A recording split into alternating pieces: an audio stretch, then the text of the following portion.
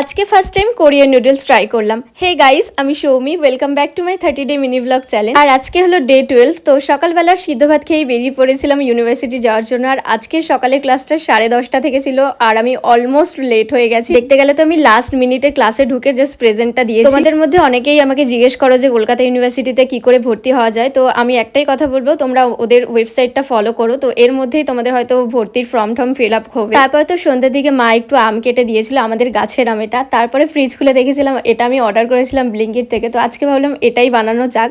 তো আমি কিন্তু এটা ফার্স্ট টাইম বানাচ্ছি। আর এটা না ম্যাগির থেকে একটু বেশি টাইম লাগছিল সিদ্ধ হতে। তো তারপর আর একটু সুন্দর করার জন্য আমি এখানে একটা ডিমের পোচ বানিয়ে নিয়েছি। তারপর তো রেসিপি দেখে দেখলাম যে দুটো জিনিস একসাথে মিক্স করতে হবে, বাট আমি ভুল করে না টেস্ট করেই সবটা ঢেলে দিয়েছিলাম। আর এতটা ঝাল লেগেছিল, তো লাস্টে না আমি একটুখানি গরম জল মিক্স করে আবার ওটা একটু ঝোলঝোল করেছি, নাহলে একদম খাওয়া যেত না।